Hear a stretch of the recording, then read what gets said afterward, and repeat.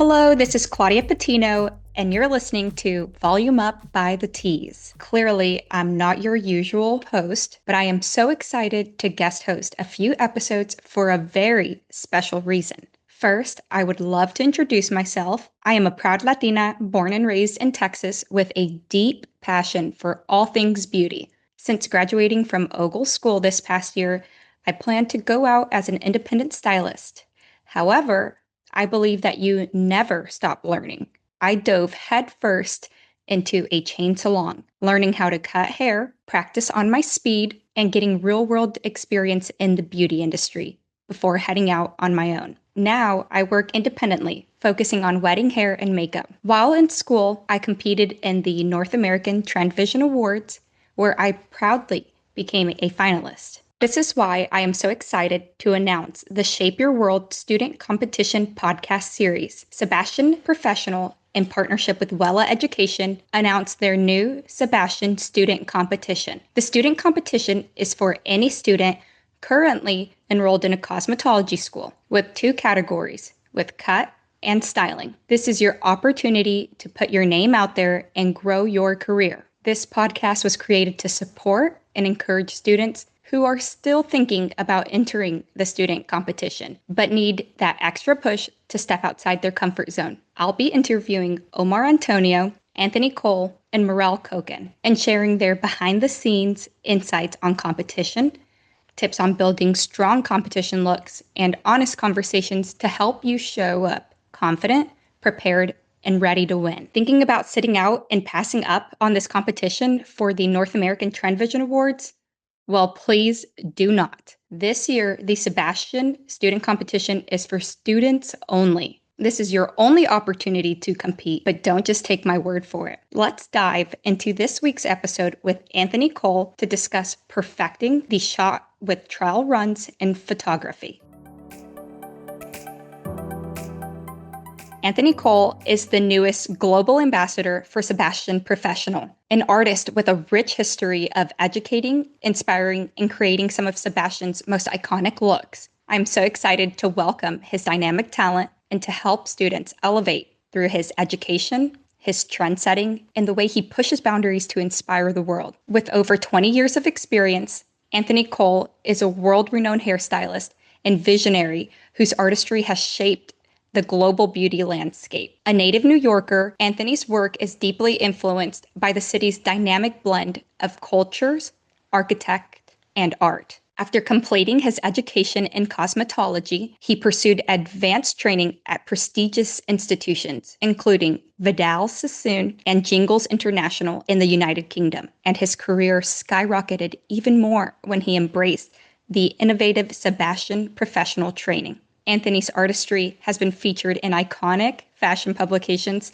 such as Vogue, ELLE, and Harper's Bazaar, and he has led runway shows for top designers at New York, Paris, and Los Angeles fashion weeks. As the newest Sebastian Professional Global Ambassador for the ELLE Company, Anthony is a key advocate for the brand's vision, using his influence to educate both stylists and consumers on advanced techniques and cutting-edge products. His commitment to empowering stylists through global workshops and platform artistry matches his passion for elevating the industry. With an unwavering dedication to craftsmanship, Anthony continues to inspire, innovate, and lead, seamlessly blending artistry and education to shape the future of hair care. Anthony, I just wanted to welcome you to Volume Up by the Tees. I wanted to thank you so much for joining us today. I would love to ask you a couple questions and learn a little bit more about your background and where you came from. So, was the beauty industry always the profession for you? You know, when I was much, much younger, I wanted to be a doctor. And then my uncle owned a hair salon, and I started sweeping hair there at 14 years old. And I was just watching everybody come in looking one way and leaving another way. And it wasn't really so much the hair that I was looking at, but it was actually the confidence level and the facial expressions and the body positioning when they left from being like this to like that and loving what they look like in the mirror. And I said, that's what I want to create. That's exactly where I want to be. Yes, I want a part of that. Yes. And that's what actually made me. Incredible. Well, was there a moment early on in your career when you realized that it was doing hair was more than just a job, that it could be art or Mhm. a storytelling opportunity? Yeah.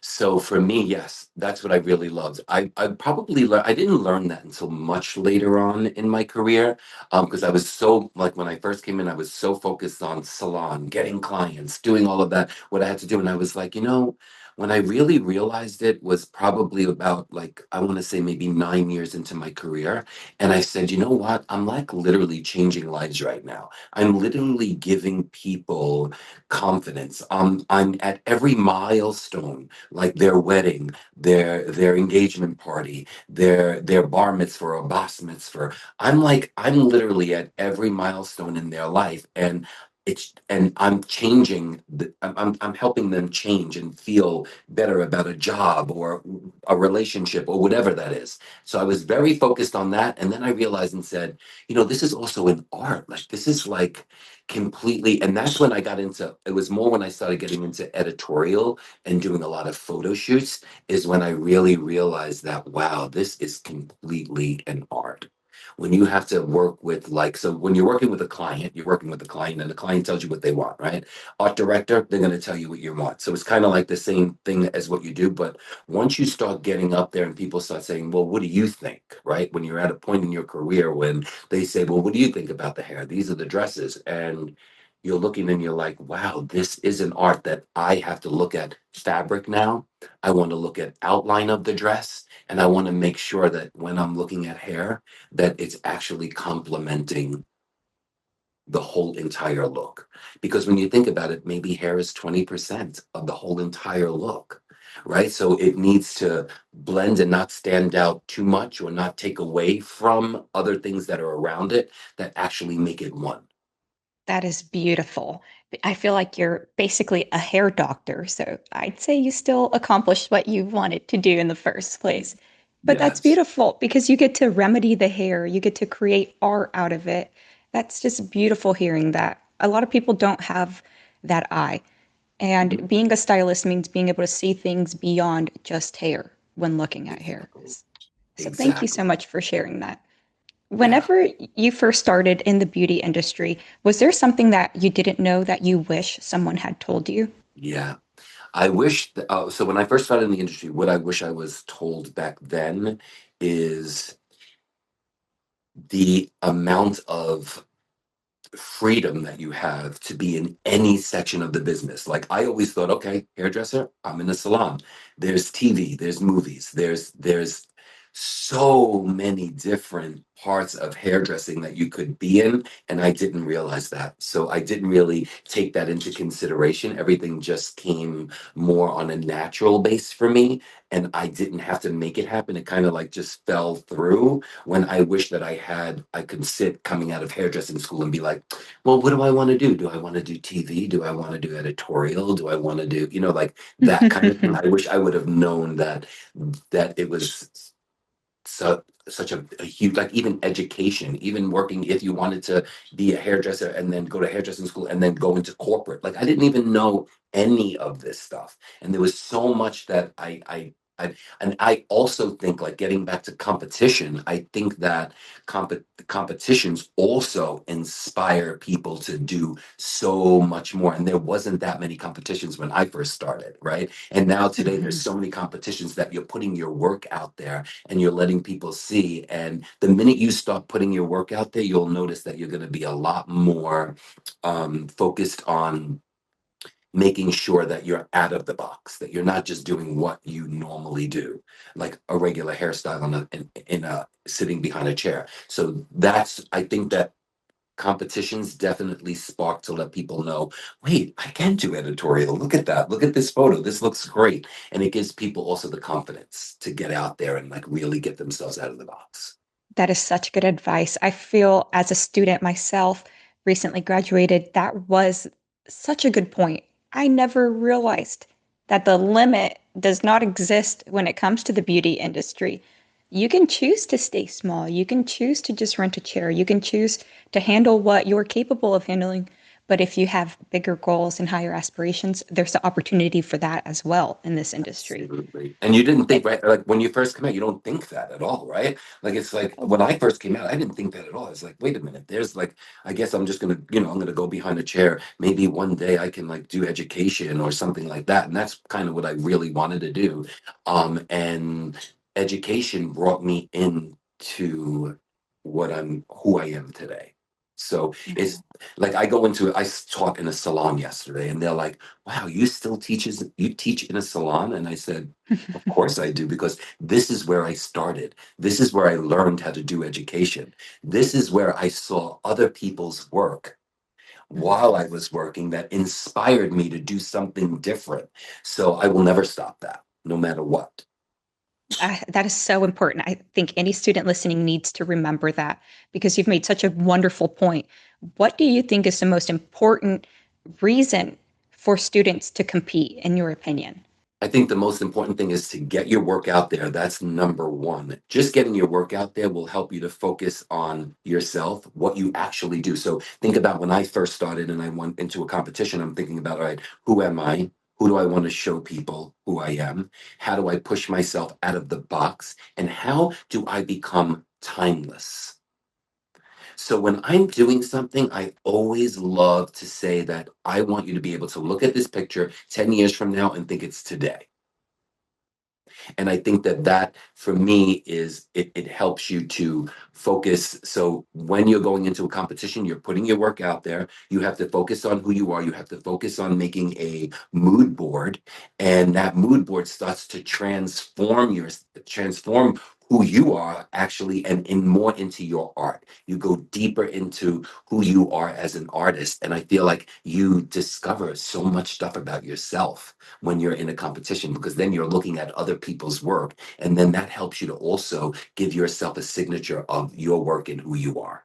Absolutely. I realized whenever I was competing, there were certain tools that I had never used before that seeing others compete and being in such a beautiful community of others supporting you because they're going to create something great. So they want Yes, you and your great idea to be great as well. It's not anybody trying to knock anybody else down.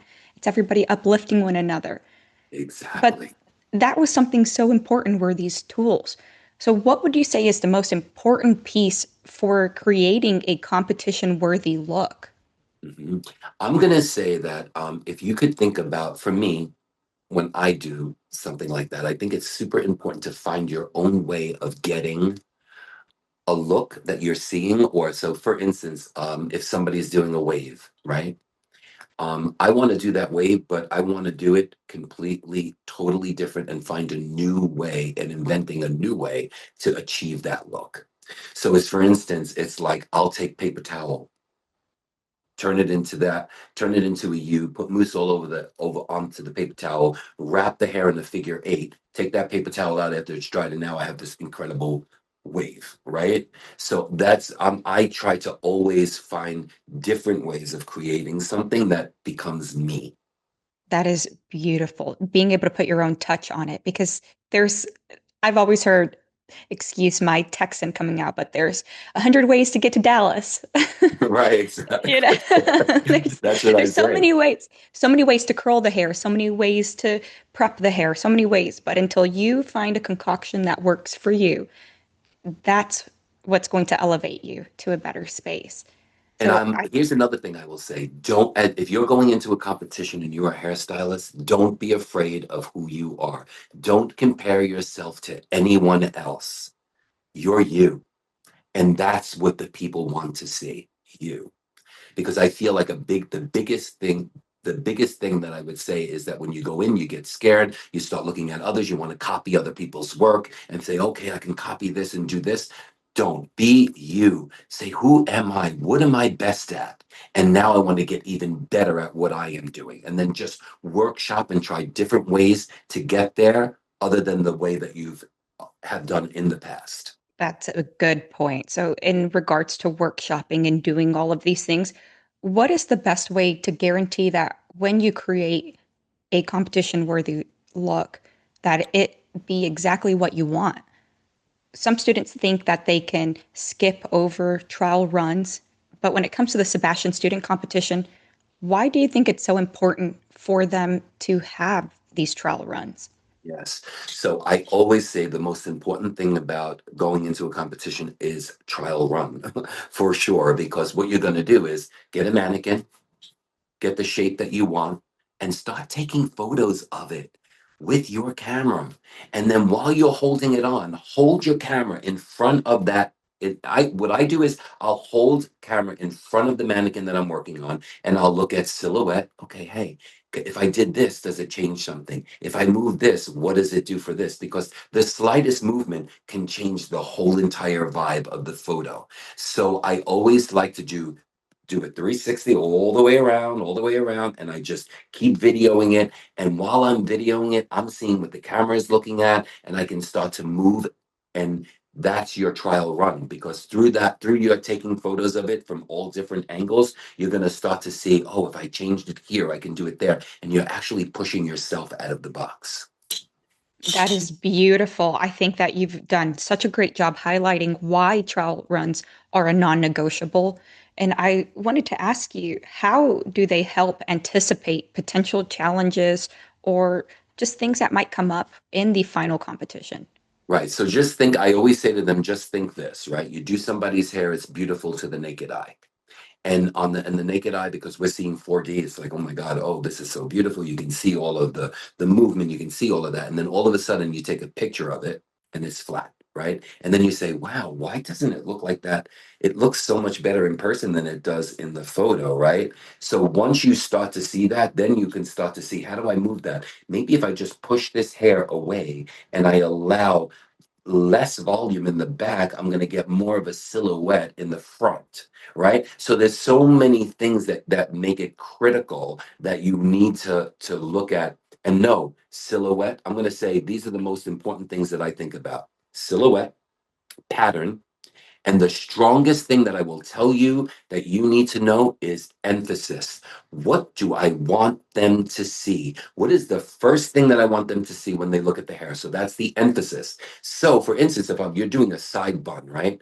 Maybe make a beautiful wave going into the side bun that will take that eye gently, moving it in to the emphasis of what you want to see. Because a lot of time during competitions, we always think like, oh, if I put a curl here, I'm going to show them that I could do a braid here, a curl here, this. And then sometimes the more seamless, the more clean, where you're just focusing on one thing. So if I'm going to focus on a silhouette, I'm going to make sure that I'm focusing on the outside of the hair, what it looks like. If I'm focusing on a pattern, I want to make sure that that pattern is exactly what I'm looking for, and that it photographs to what I'm seeing, that what I'm visualizing, that I can see on the photo. And by putting your camera right in front of there, you will get the perfect idea of what that hair is going to look like when it's shot. And then you also know how to correspond with the photographer and say to them, I love this shot here. So let's try to get this angle. I love that. That is so good. These are points that I'm going to put in my back pocket. I'm telling you right now. Awesome. Because I ran into that problem when we were photographing it and I just couldn't figure out what was wrong. And I realized that the behind the scenes content that I had recorded showed a different angle and a different turn than what was being photographed, like you Mhm. said. So Yeah. being able to see through your eyes, through the camera, what you're presenting is Exactly. And then you'll incredible to know, okay, this is a 3/4 look, and always know that once you get on set, right? Once you're on set, know where the photographer is going with the lighting. Is the lighting coming in from the left? Is the most of his lighting coming in from the right? Is it coming from both sides? Do we have an overhead? Are we having lighting in the back? If we're putting lighting in the back, sometimes you're going to get see-through. Maybe that will disturb the actual silhouette with lighting in the back. Maybe they, so you need to know all of that stuff, so that once, and then the first thing I do is tell the I look at the lighting, I wait for the lighting to be done. I'll do my set and whatever. I'll wait for the lighting to be done. Once the lighting's done, I ask the the model to go in front of the camera. Once she's in front of the camera, I'm watching where the lights are and I'm looking at which way he's shooting. So if she's shooting this way, I know, okay, wait, I'm going to get a lot of 3/4 this way, or I'm going to get forward. So I want to make sure that on her right side, and I'll do this right at a major photo shoot, I will do it. I will hold the camera out. I will take a photo of it exactly. I'll look at her in the camera as I'm doing her hair and moving. I'm looking at it in the camera to see, am I going to get that look? Do I have to move this back? And then when she gets in front of the camera, you have to do a very little tweak to actually get there. So you're there already. Wow, Anthony, you are not a gatekeeper at all. I'm sitting here, I'm like, that guy, like, let me write this down. Well, you've answered so many of my questions, so I'm trying not to be repetitive, but I am Yeah, going to again. ask another one because you've Yeah, answered them all, but I just want to make sure I put it out there because sometimes when you word it differently, students will be like, "Oh, that's what you're saying." So, exactly.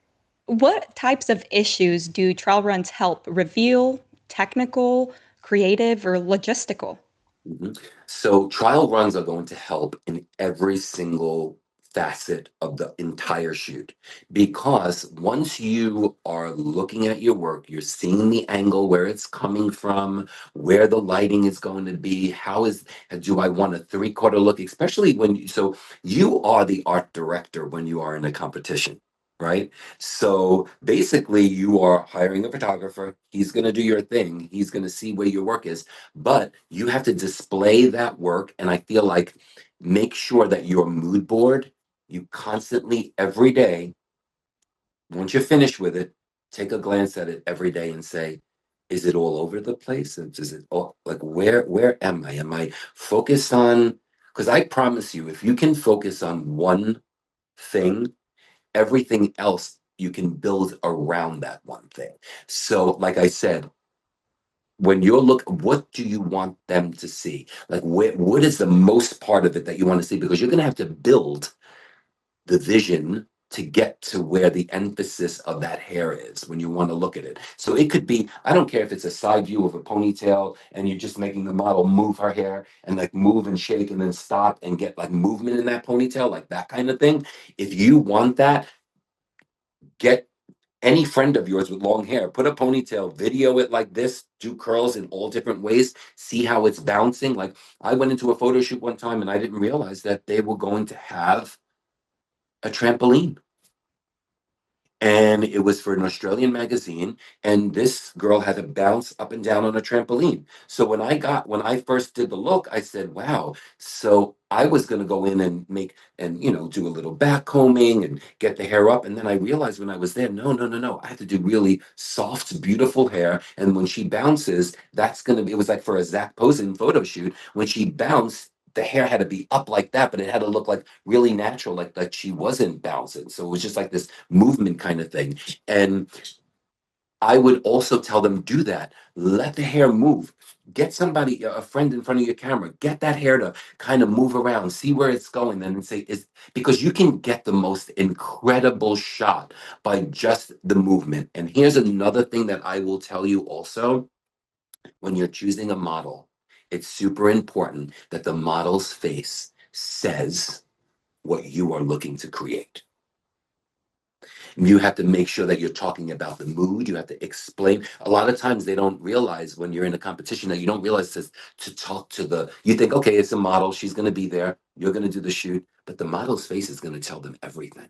Yes, yes, that was a really good topic. That was something that we talked about with Omar, was about the mood boards and the models. And I never realized how important that was because once you select your model and you have that mood board and then you're moving towards that execution, sometimes people want to say, okay, model come in and we're going to do the look.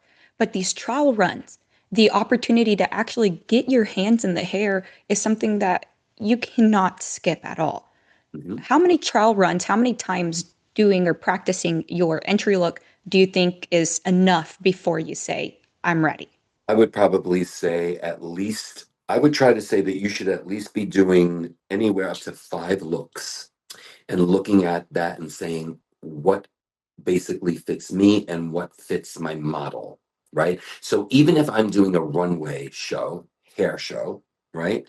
I always pick I'll know if it's long hair, I know what I'm looking for. I know what I want her to look like. I want her to look like sexy, not too smiley, almost like she's got the room, no matter what, right? So I know that I need to look at that model's face and see if she can do that. Can she say that? Like, because it's really all about you being able to create the different looks. And then, so I'm saying, so if you create 5 different looks, right? And start to workshop, you can look at your model and say, what look is going to be great? And you can even ask that model for your competition. What do you feel comfortable with? I love all of these looks, but what would you feel comfortable wearing? And the minute that that goes on her, because I have done looks on gorgeous, gorgeous models with wigs, and where they wanted, like maybe a shorter wig, and you could tell you're putting it on them, and they're like, they're going to do it. They're going to try to work it, but it's not going to look authentic. And you want to, authenticity is very, very important today in this, because people want authentic. People don't want, this, where you're not going to be authentic to yourself, because it shows. It shows if you're not being authentic. So I always say 3 main things that they should be concentrating on is do looks. Do one look where you're concentrating completely on a silhouette. Do one look that you're on a pattern. Do one look where maybe you're doing like an updo and you want to see an updo in a different silhouette or another, and find different ways to do. Don't be afraid to try something that looks different than what's out there, because those are the ones that are successful, and those are the ones that are going to win. That's something that's fresh and new to the eye, and not stagnant. That is incredible. I never considered doing those trial runs, emphasizing on different parts of what your outcome is going to be, but to guarantee that you have all your tools in order to know what you're going to create instead of Mhm, having an unknown circumstance on your final look. mhm. Can you walk me through the full process from concept to final shoot and explain to me where that trial run fits in? Okay, so I would probably say that trial run is going to be, so you're gonna start with, okay, what do I want to do? What part of the competition am I in, right? Where do I Now, if it's a Sebastian competition, right? Where do you want to do? What do you want to do? You want to start looking at the Sebastian work. You want to start looking at what their ads look like. Who are they? Their lighting, their everything. And you want to make sure that you're sharing it with the photographer. And you want to say to the photographer, I'm doing a Sebastian photo shoot. This is normally what their lighting looks like. This is normally what they do for here, right? And now you want to be with the brand. Now that you know what the brand's feeling is, now after that, you want to go to your next and say, I'm going to trial this. I'm going to try to do something focusing on a pattern. I'm going to do something that's focusing on a silhouette. Now you're going to say, for instance, if you did 3, you could take those 3 and look at them and say, how does this fit the brand? How does it fit me? And how is it going to fit my model? I would be taking photos of this and sending it to the model that I was using and saying to them, what do you love this look? What do you think about this? Right. And then the clothing, for me, the trial run is probably second after your mood board. Create your mood board, give it time, give that mood board time, because I promise mood boards change. Even on major shoots, mood boards constantly change up until the day before.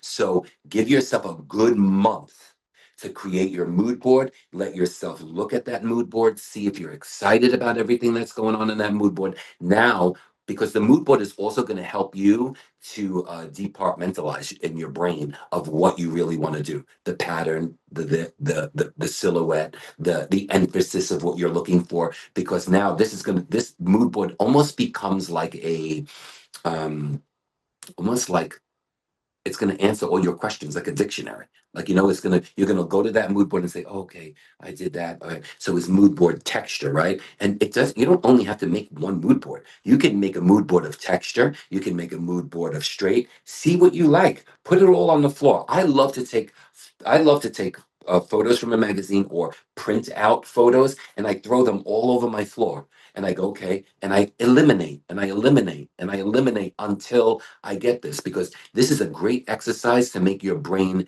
continuously see it, and you're seeing all different things, which helps you to keep going back to you.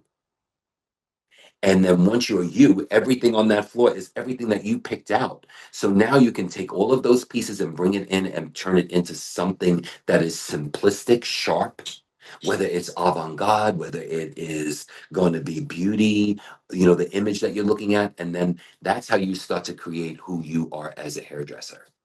Yes, it's very clear that you've had amazing and also not so amazing experiences with photographing and photographers, and it's really nice to have your brain and get that insight out of you because a lot of students aren't going to have a professional photographer.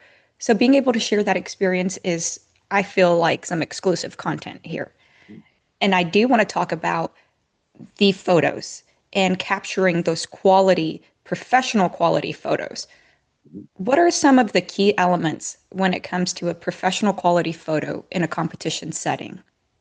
A clean background is going to be one. A lot of times people, they get like you're disturbing the background. So clean. The color is whatever you want to do, like, grays. I always say that grays and light grays and work the best. Light gray to white works the best, especially for hair and a hair competition, because people want to immediately see that. So beauty actually works. So when you say beauty, I mean like here, chest up, right? That you're really, really focusing on the hair.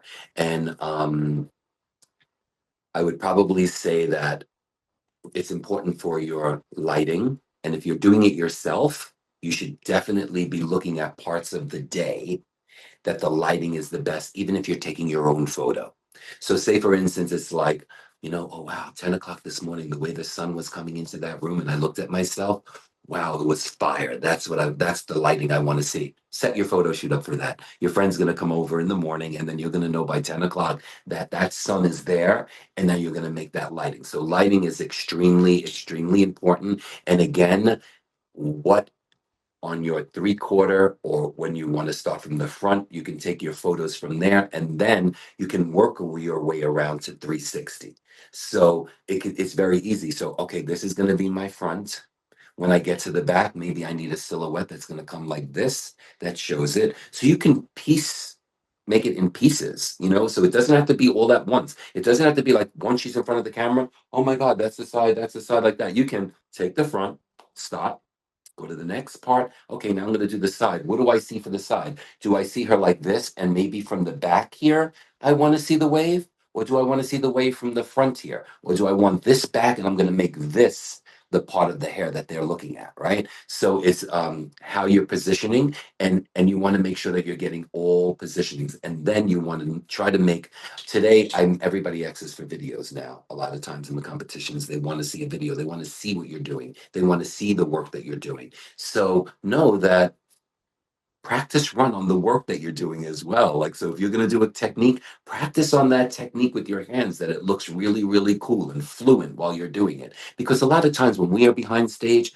it's like we're doing things, we're not showing every part of what we're doing, but we're showing what we have mastered, right? Like what we have already known with the hair. Okay, when I'm going to twist this, like during fashion week, if I'm doing a really cool bun, I'm going to work on that bun for like 2 days, and I'm going to look at my hands in the mirror of what I'm doing, so that when magazines interview me, I can just show exactly how I'm doing it, making it look really simple and easy, that it's part of who you are. And that's how, because that's what makes me know when I look at a hairdresser and they're struggling. They're only probably struggling because they are trying to copy someone else. When you're yourself and you can be as confident as you are in exactly what you chose to do, you're the master. Yes, I can tell. I can tell that you have really been able, with your experience, to realize what it takes to create these professional quality looks.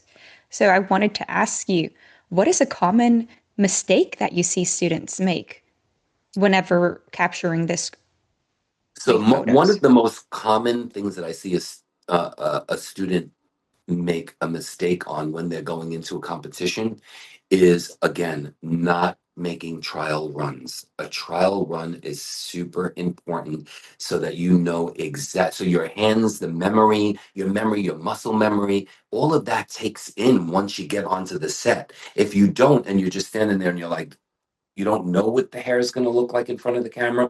You have a phone that you can see. This is what the hair looks like in front of the camera. And the biggest mistake that they make is that they get a little bit of insecure and then they want to copy other work. Don't be insecure about who you are, because who you are, nobody is you. You are one. Your fingerprint is one. Your ID is just one. There's one of you. And that's the thing. So it's like, even when you're in on a brand, even though I'm in on a Sebastian brand, I'm Sebastian, but I'm still going to be me. This is my work. This is who I am. Let me show you an angle of what I do and how I use it. And also, another big mistake is they don't really pay attention to their liquid tool, what they're using as far as product. Get that list of what you're looking for. If you're looking for volume, make sure you have those right volume products. Check that volume product that you're using. Make sure that it's exactly what you want, whatever cocktail that you're using. And I always say, another thing is foundation. Always know that you need to have a very strong foundation in the hair. If I'm looking for, so for instance, when I say foundation, is if I'm looking for voluptuous hair, and I said this yesterday. Okay, let me try to repeat this and try to get this because I said it while I was doing hair, so it's easy to comprehend. But when I'm doing a look, whether it's going to be an avant-garde look, whether it's going to be soft and beautiful, this and how I what I say a foundation is a foundation means that when I am looking at the hair and I choose my product, I want the hair to first look like what I'm doing naturally. So if I want volume in the root, I'm going to put some volumizer inside of the root. Then I'm going to make my volume, right? But I'm going to make my volume with her shaking her head and looking more natural. And then I can get this look from what it looks like natural and then build from there. But the Ooh. more natural that it is, like natural volume, and when I say natural volume, it doesn't mean like the model has to have natural volume in her hair. The natural is how is it forming on her head shape? What does it look like with her shoulder? Like what does it look like from here up? Like does she hold this? Mhm. So if I do it natural on her, I can see more, and then I get that natural vision in my head, snap it, and then I work from there. Wow, she looks so great in this, so I'm gonna expand this a little bit more. I'm gonna like take this a little bit more down. Now you can start foaming on going and forming it to the head face shape. She's got gorgeous cheekbones. Maybe if I enhance this section, it's gonna bring the cheekbone up a little bit more and allow me to get a seamless look from here from the cheekbone, right? So these are the Mhm. things that I say, and I say do everything more natural first, and then enhance your natural. That is so beautiful. I feel that's a step that sometimes gets overlooked is that foundation, like you said. The way that you prep the hair in order to create it is what's going to determine if that look holds what you're putting in there. Because you can work in hair all day long, but is it going to hold it? And those liquid Yes. tools that you talk about are the key here. And your biggest tool, I will tell you right now, your biggest tool is your product. What you're choosing to put on that hair is the exact thing that you need to get through that shoot. Because whether you need texture, whether you need, I never look at texture. I always look at face shape and head shape. That's going to tell me everything. If I'm doing a haircut and you come to me for a haircut and you say to me, I wash my hair every day. I leave it natural and I love to use my own beachy curl. I'm going to, in my head, the first thing I think of is, I don't think about texture. I think of what is her shaped head. I feel that thing because this hair I can make it any texture I want with a liquid tool or a hot tool. So it to me it doesn't matter. What really matters to me is what looks natural on her. How do I get her? So I'll use like if I'm doing a haircut and I'm going to do this, I'll take mousse forte. I'll put it on the hair. I got the mousse on, and now I start to blade out. As I'm blading, I'm seeing where it's living, blah blah Ooh. blah, and it's done. I want to see where the hair has life, where it's living, where it's going to fall, because head shape means a lot to that as well. And people don't even realize that, like that head shape really is everything when you're working on doing a haircut, whether they were going in competitions, saying, oh, I just want to really do a really cool pixie, right? Mhm. What? what are you gonna, if the person doesn't have an occipital bone in the back there, are you gonna like blow dry it in, or do you want it to fall natural in, right? So if I wanted to fall natural in, what am I gonna do? Inside of this area alone, I would put a volumizing spray. It's gonna, Hmm. but not anywhere else. Just in that area where I wanted the volume, and then everywhere else I can put softness, and I can create that look. That's just simplicity, you know. And I think that for me is don't work too hard once you're doing it. Don't let it be natural to you. You know, the biggest thing I can say is again, and I know I keep repeating this, is be yourself. That's what you Yes, want to. That's what we want to see. yes. Be you.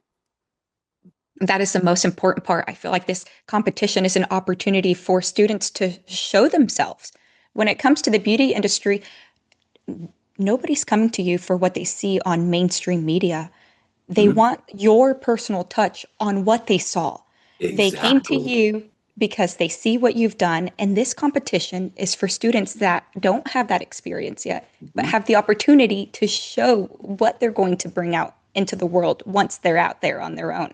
So this is Exactly. so exciting. Start with wet looks. When they first start with a wet look. Take a photo of it. They could turn around and go, "Oh my God, I put the gel in this girl's hair and look at what her texture did.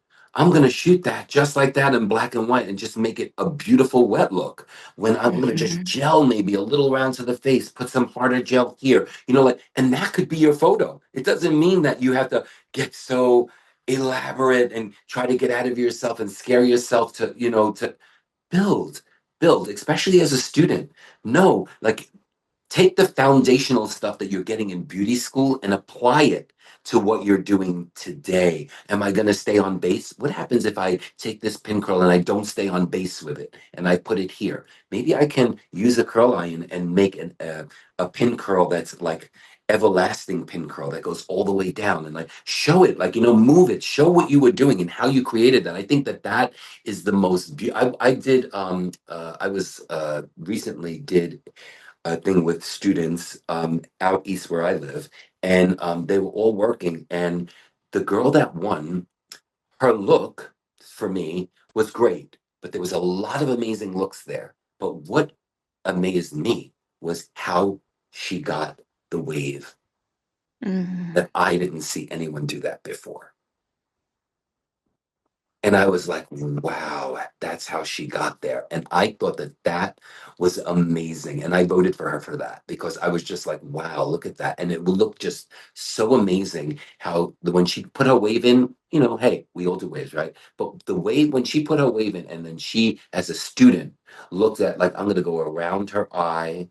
Mhm. I don't want to cover her cheekbone with this way. So I'm going to go under the cheekbone here.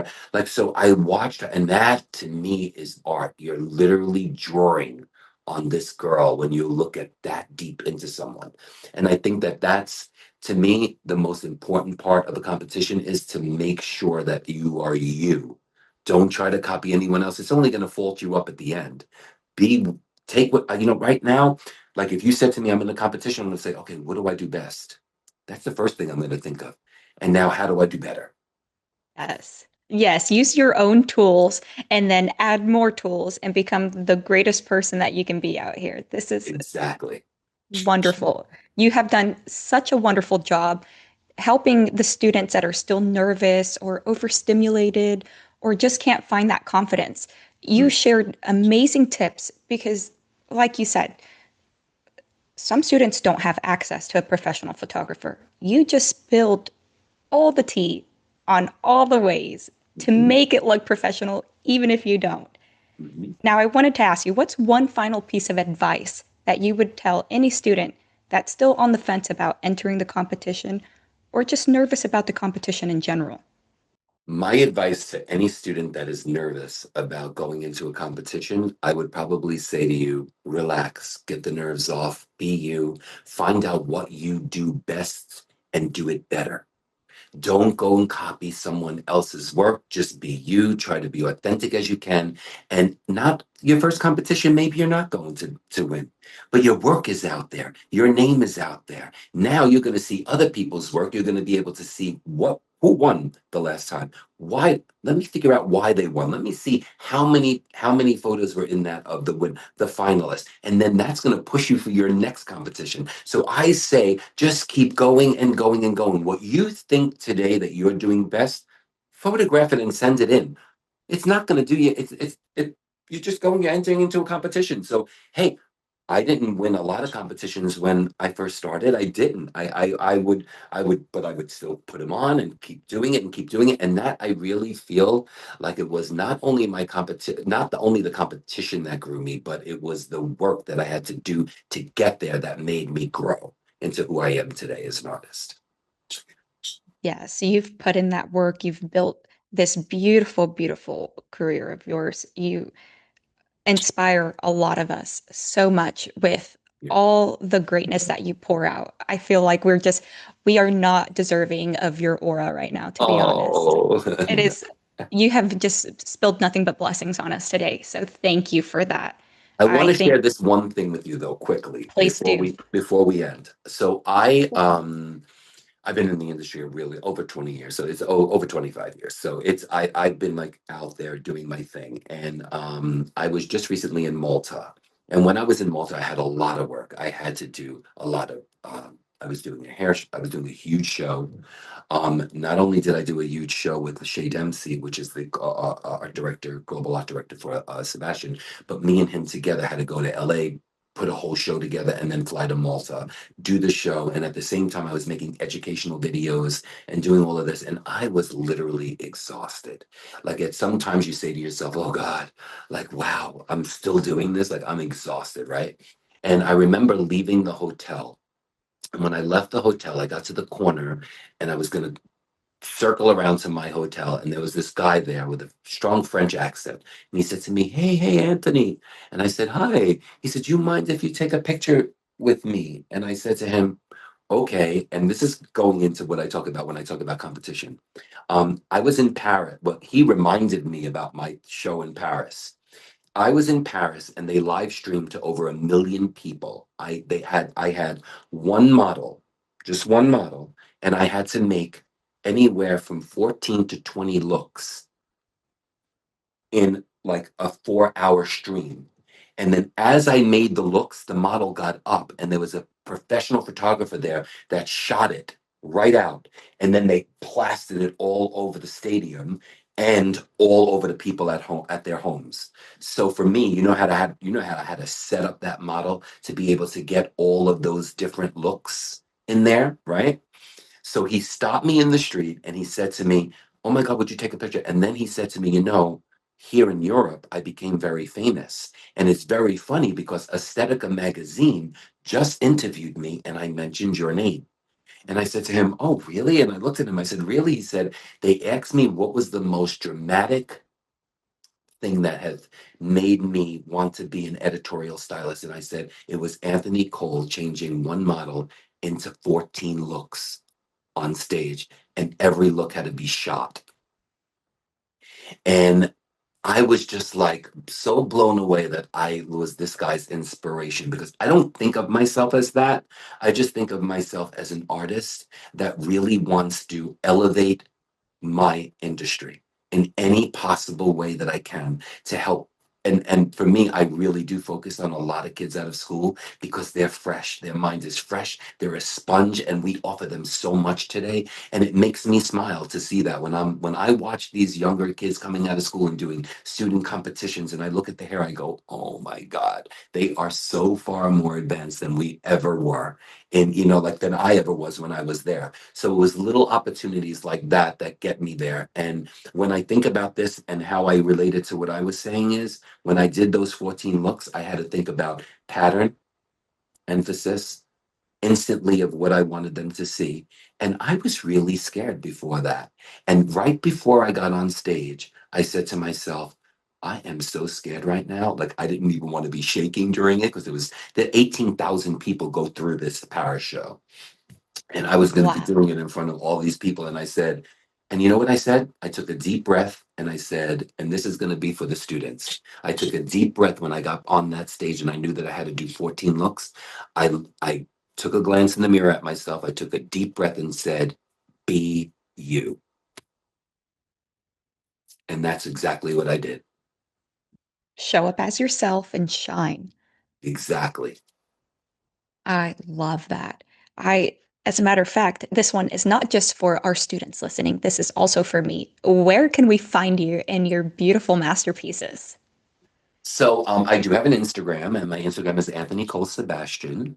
And yeah, check it out. There's some of my work there that I've done, like covers of Bazaar and a few little different. You'll see like a lot of stuff. I try to keep everything on my page, not to be so like I have a lot of work that I don't put on for specific reasons because of being an educator. I don't ever want anyone to see me as this whole thing because when I walk in or I'm on a stage or I'm on a platform, I really want them to know that every day is hair that I do, you know?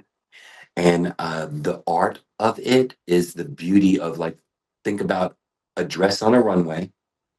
It could be short, a short dress. Time it gets to the public, it may be above the knee, right? Mhm. So with hair, it's the same exact thing.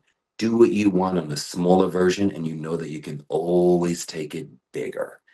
And trust yourself. Trust yourself. And anytime you doubt yourself is going to be the time where you're going to be scared and it's going to stunt your creativity.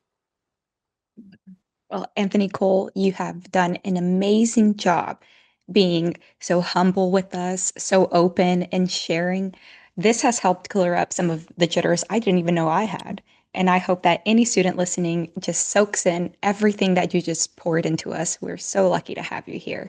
So, we're going to do something that we do with every single one of our guests, and it's the tease quick takes. So, we're going to rapid fire and just say what comes to the top of your head, okay? Perfect. If you could instantly master one skill, hair related or not, what would it be? Mm. Wood carving. Really? Mhm. Like the big statue of the wood carvings, or? Like, yeah, like definitely detailed wood carvings. I love it. I was in when I was in China, I was watching this guy do this wood. He had like a block of wood and he just went in there with this device and it just like literally blew me away because it's like it reminds me of the way I look at hair when I am shaping and carving and making something look like it's got movement when it really is still, like that kind of thing. So when I looked at it, I was like, wow, I would love to do that. Oh my goodness, that is so interesting. I actually have a gentleman down the road from me that does wood carving. So he puts his art pieces on display. And every time I keep saying, I'm going to save up to have one just to put in my front yard because they're so Yeah, beautiful. yeah. I love that. Yeah. Well, let's see. What is your current go-to song or album? God, this is going to sound so wild, but I've been obsessed with Taylor Swift. So her last album. I cannot complain, even whenever I try to not sing along to the Oh, new Taylor Swift album. If it's not me, it's like it's one of the kids in the back. We can't help I've been it. loving her since Folklore. Like I couldn't. I love that she like threw herself out of the box and is completely different now. Like like all her music is like folky and like, it's just amazing how I love when people reinvent themselves because I feel like we all need to like whatever we do. We have to constantly know that we should always be completely redefining what we do. Yes, you shouldn't let something limit you to reinvent yourself because it can be something so scary. It's either gonna flop or not. And Yeah, yeah. some people don't have that freedom to reinvent themselves and have people that love them and support them so much that they're okay with it. And Hmm. she nailed it. So I Yeah. agree with that. Okay, here's a good one. What's a haircut color trend or just any trend that you're obsessed with right now? I am literally obsessed with what is happening right now with monochromatic color and just beautiful, luxurious 60s influenced hair. Ooh, that's going to be revolutionary. I can't wait to see. Now I have to look at Absolutely. I need to stalk your Instagram page to see what you've been working on. If you could do a dream celebrity client's hair, who would it be and what would you do? Mm, who would that be? I know, because I was thinking about this all last night as well. Okay, so if I had to do a celebrity's hair, what would I do? I would probably say, hmm, my God, I would love to say, I would probably say, oh my God, I would probably say, I'm going to say Beyonce. And And what I'm would you going to do for the say queen? monochromatic color and a French bob, textured. Wait, I don't think I've ever seen her with a textured bob. Exactly, exactly. I think she would be so amazing with like even above the chin, with an incredible like textured fringe and just like a really cool, sharp French bob. I would love to see her like that. So Oh, 60s, and like, and the makeup being super 60s, clean, beautiful, just luxurious looking hair. I love that. I feel like French bobs are so intricate too. If Mhm. you don't know how to remove the weight where needed, it just looks a little weird. So, 100%. 100%. Mhm. well, what's a tiny thing that made you smile this week? You know, I don't know if this is a good one, but I will tell you what made me smile yesterday.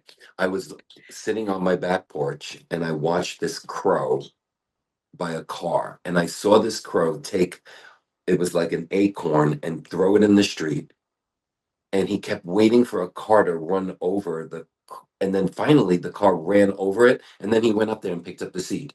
That literally made me smile. I'm like, look at how smart that bird is, that he could not crush the nut on his own, but literally waited for the car to run it over and then took it. That totally made me smile. Talk about stopping and smelling the roses. That is such Exactly. literally. I mean, I I'm tell always going everybody into nature because I'm always on like this fashion and always talking fashion and always doing that. So I think for me, my escape is always like going to more nature for me. I agree. I always tell everybody Edgar Allan Poe tried telling us how intelligent these animals are, and they really are. I kid you not. I this week the kids convinced me that I was Delulu because every time I go to the grocery store, the same crows are in the parking lot there. And Yes. I'm the only one that stops. And maybe I am Delulu, but I always tell them, "Good morning, pretty birds." And I kid you not, I came in one morning and it's just silent, silent, silent, dead parking lot. Everybody's already inside. And I kid you not, those crows, they like whistled, "Good morning, pretty bird," and then dead silence. And I looked around and I was like, I heard that they were really smart, but then when I watched this bird, I was like, oh my God, this is incredible. He literally threw it in the street just so a car could run over it and he can get the inside of them. I was like, that is like amazing. that is amazing. That was such a good story you shared. I love that. I think it's important as stylists to remember your foundation and your roots and just take the time to remember that art imitates life. So Mhm. look at what's going on in life around you. Exactly. And I always put that kind of stuff into my life. A smarter way of doing something, a faster way of doing something. If I'm doing education, I always want, like a lot of times if I'm doing education, I never really want to go in and just like, oh, I'm going to show you all these great haircuts that I can do and blah, blah, blah. I'm always looking what is their life. Like I go onto their website, I look at the photos that they're doing, and then I don't go in and try to reach out high to be like, oh, look at how great I am. I go right at the ground level with them and I teach and just enhance, or I want to say just inspire them to do what they're doing on the next level up. And that's for me, it's like that's where I find the most important thing as an educator to be. And like even when you are in a competition, so for instance, if you're in a competition and you're doing hair, you can look at anything for inspiration. It doesn't have to be other hair. And I think that that's how you get pushed out of the box. Like I'm going to be doing a photo shoot on the 22nd of this month, and it's a really it's going to be like an incredible shoot. And I'm working with a really, really strong art director. And for the first time in my career, honestly, in the last 10 years, this guy is literally pushing me out of my box and it felt amazing. It literally Ugh, feels amazing to be being pushed out of my box. It made me like literally sit in my room and just start workshopping like I've never workshopped before. And that's what I love. I love that for you. I think that once you establish yourself, it can be difficult to find things that push you out of your comfortability or out of the box because you've built such a beautiful thing for yourself. So I always say, when you're already the greatest, how do you become greater? And I think it's incredible And you do, hearing and that. you always have to become greater. You always have to reinvent yourself. And that's especially when you're in the fashion world, because it's like this, it's minutes, it's yesterday already. Like, you know what I mean? It's like, what we're talking about, that's the past already. So, you know what I Yeah, mean? So it's like we always constantly need to go in with the times and just push yourself out of the box. I'm always like, if I do straight hair a lot, I do big hair. Now I want to do texture hair, like I'm like, and I'm doing this huge texture shoot. And it's like, oh my God, what they're asking for is like literally like mind blowing for me, but we're going to do absolutely. We're going to do it. it. Thank you for taking the time. You are so busy. I hope, but I hope that your plate stays full. And Yes. I'm just so grateful that you added us to it. Yes. Thank you so much for the opportunity to be able to talk to you and really put out and words out to the students to really bring them in. And again, I'm all in it. Anytime it's for that student, I'm there for you guys. You can always reach out to me. I would be more than happy to always be on your podcast and give you anything you need. Thank you. Thank you so much. And trust, we will be coming back and asking you more questions. Yes. Yes. Thank you so much for joining us for today's episode of Shape Your World Student Competition podcast series on Volume Up by the Tees. If you're a student, this is your sign. Sign up today and enter the Sebastian Student Competition. Entries run through April 17th and winners are announced May 1st. You don't want to miss it, and this is your only chance this year. Follow at Wella Education on Instagram or head to wella.com/competitions to learn more about how to enter. Make sure you use hashtag Wella Education, hashtag Shape Your World, hashtag Sebastian Professional as you're creating your looks. Be sure to hit subscribe, rate, and review, and follow us on Instagram, Facebook, Twitter, YouTube, and TikTok at Read the Tees. Feel free to send in questions to volumeup@thetees.com. Volume Up is a Tees Media production. This episode produced by Monica Hickey and Madeline Hickey. James Arbaje is our editor and audio engineer. Thank you to our creative team for the custom Volume Up theme song and for putting together the graphics for this episode.